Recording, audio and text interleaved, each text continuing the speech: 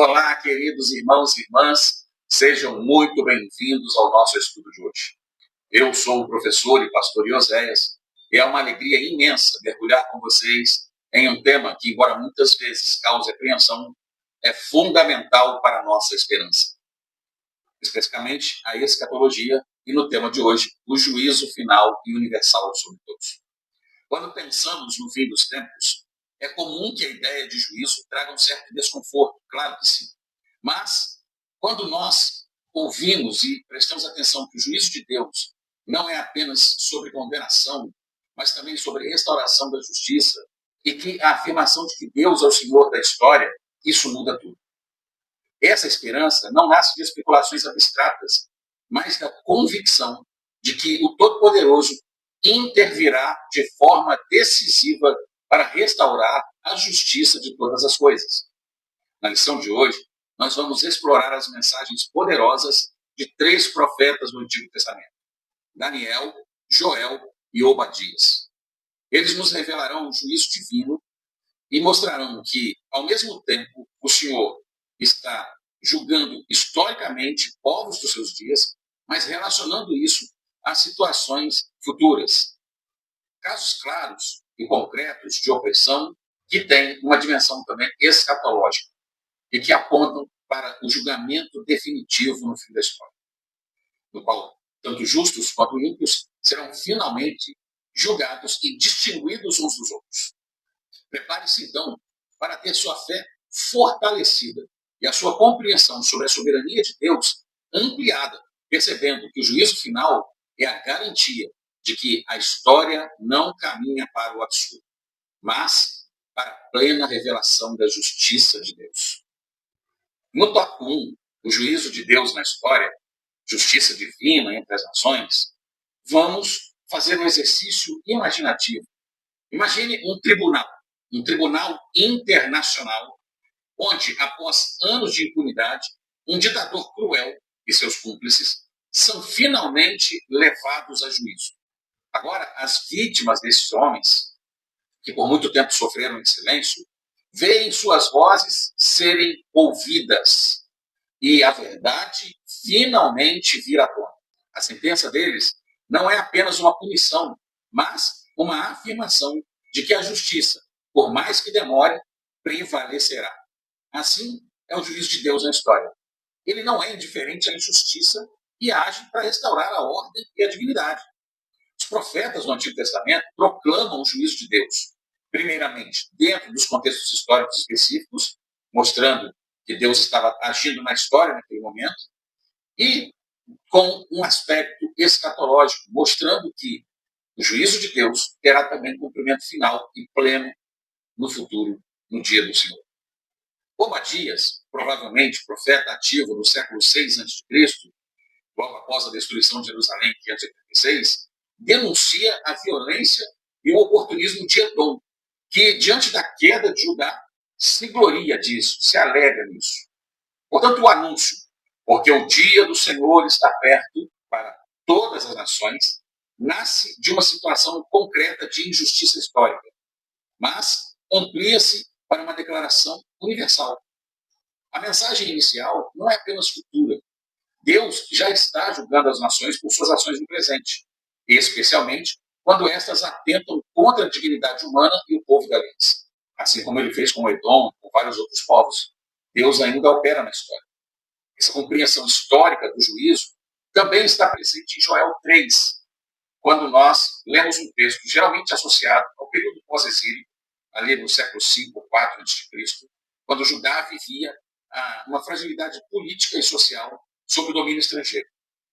O profeta descreve o ajuntamento das nações no Vale de Josafá, no capítulo 3, versículos 2 e 12. Uma imagem simbólica que comunica a soberania de Deus sobre os poderes internacionais. O juízo aqui responde à exploração, à violência, à profanação do povo de Deus. Historicamente, Joel oferece esperança a uma comunidade ferida, afirmando que Deus não é indiferente ao sofrimento coletivo. Sob uma leitura teológica mais contemporânea, é fundamental perceber que esses textos não legitimam, sob hipótese alguma, a vingança humana, nem nacionalismo religioso. O juízo do Deus Todo-Poderoso não é instrumento de superioridade étnica para ninguém, mas é expressão da justiça ética de Deus, válida tanto para Israel como para todas as outras nações. Assim, o Antigo Testamento estabelece um princípio fundamental. Deus age na história, julga estruturas injustas e chama os povos a assumir responsabilidades morais diante dele.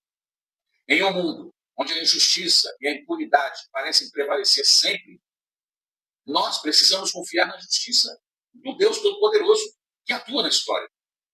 E também trazer para nós a reflexão de como essa mensagem de Obadias e Joel pode nos motivar e nos motiva a lutar por justiça e a nos posicionar contra a opressão no nosso contexto, sabendo que Deus não é indiferente ao sofrimento de ninguém e também espera que seus filhos assim sejam. No tópico 2, Daniel 12, o horizonte escatológico, falando de ressurreição, juízo e esperança, também vamos exercer aqui nossa capacidade imaginativa.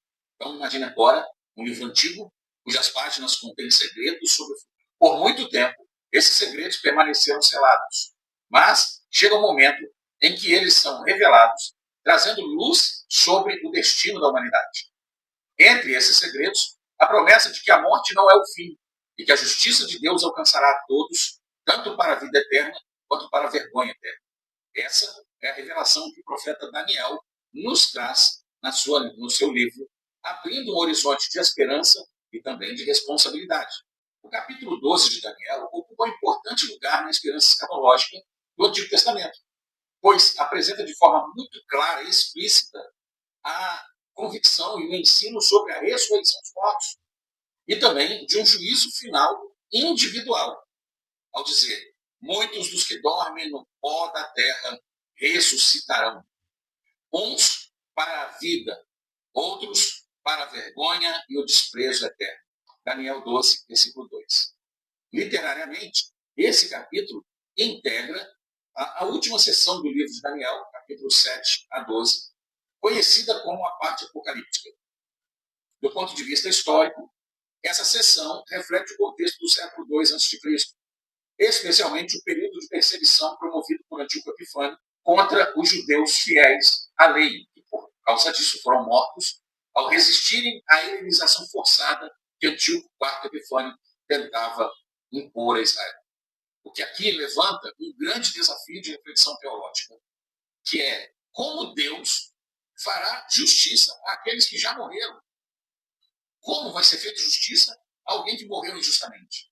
Daniel 12 responde a essa crise, afirmando que a justiça de Deus ultrapassa os limites da história imediata, alcançando a vida após a morte. Na perspectiva escatológica, Daniel 12 projeta um juízo universal, que encontra reciprocidade clara no Novo Testamento. Jesus retoma a linguagem de Daniel ao afirmar: virá a hora em que todos os que se acham nos túmulos ouvirão a sua voz. João 5, versículos 28 e 29. Concatenando diretamente com Daniel 12, 2. E também Mateus 13, 43 diz que os justos resplandecerão como o sol, dialogando com Daniel 12, versículo 3. Então aqui, a esperança escatológica não é uma fuga do mundo, mas a afirmação de que a fidelidade a Deus tem um cumprimento eterno, mesmo quando a história parece negá-lo. Diante da promessa da ressurreição e do juízo final, como você e eu podemos viver a nossa vida hoje? A certeza de que a justiça de Deus vai prevalecer e que cada um de nós prestará contas de suas ações deve nos impulsionar a viver com integridade, buscando a vida eterna e evitando o desprezo eterno. Finalmente, no tópico 3, estudaremos o dia do Senhor, juízo universal e a restauração final. Agora, imagine um grande espetáculo, onde, após uma longa e complexa trama, o clímax revela o verdadeiro herói e o vilão é finalmente desmascarado. O público que acompanhou toda a história com expectativa vê a justiça ser feita e a ordem ser restaurada. Então, assim é o dia do Senhor, um evento grandioso que culmina na revelação plena da soberania de Deus, onde o juízo e a restauração se encontram, para selar o destino de todas as coisas e de todos os seres. A expressão "o dia do Senhor", bem recorrente em Joel e Obadias, carrega uma dupla dimensão: julgamento e restauração. Em Joel 3,14, lemos: multidões, multidões no vale da decisão. Imagem que comunica seriedade do juízo divino sobre toda a humanidade. No entanto, o mesmo capítulo termina com esperança. O Senhor habita em Sião, Joel 3,21. Sinal de restauração e presença permanente de Deus entre o seu povo. Obadias, por sua vez, encerra sua breve profecia com uma visão escatológica parecida. O reino será do Senhor. Obadias, versículo 21. Aqui, o juízo não é o fim em si mesmo, mas o caminho para a instauração do governo pleno de Deus sobre toda a criação. Essa expectativa encontra eco no Novo Testamento, em textos como Apocalipse 11:15, que declara: o reino do mundo se tornou de nosso Senhor e do seu Cristo. E Mateus 25, versículos 31 a 46, onde o Filho do Homem separa justos e ímpios em um juízo universal, retomando a lógica profética do Antigo Testamento. Teologicamente, é essencial afirmar que o juízo final não contradiz o amor de Deus, mas o confirma. Um Deus que ama verdadeiramente não ignora o mal, não ignora a opressão nem a injustiça. O juízo escatológico garante que a história não caminha para o absurdo, mas para a restauração, onde a justiça será plenamente revelada. Diante da iminência do dia do Senhor, nós devemos viver de forma a glorificar a Deus e a nos preparar para a sua vida.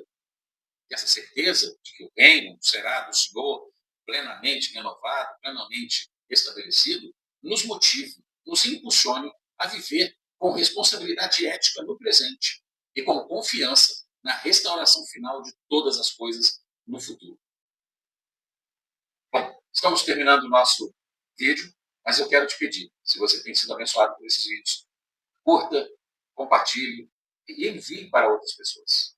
Porque isso faz o YouTube entender que o nosso conteúdo é útil e as pessoas precisam dele. Por isso, ele dissemina esse conteúdo para mais pessoas à medida que você curte, compartilha e comenta. Por isso, conto com vocês. Mas vamos encerrar essa lição concluindo o que falamos até aqui. Então, chegamos ao fim do nosso estudo sobre o juízo final e universal, através das lentes de Daniel, Obadias e Joel. Vimos aqui que a esperança escatológica no Antigo Testamento descansa na certeza de que Deus está governando a história e que, no fim de tudo, Deus separará justos e ímpios e estabelecerá o seu reino de forma plena. Essa mensagem convida-nos à responsabilidade ética hoje e à confiança no futuro, como eu já disse, lembrando que a fé bíblica não se apoia no medo do fim, mas na esperança segura de que o reino será do Senhor. Que essa verdade nos traga cada dia mais paz, confiança e um renovado senso de propósito e compromisso em nossa caminhada de fé com Jesus. Que Deus abençoe sua vida, abençoe seu ministério e até o próximo vídeo. Lembrando que na descrição temos a sugestão de uma atividade em classe para você aplicar aos seus alunos. Forte abraço.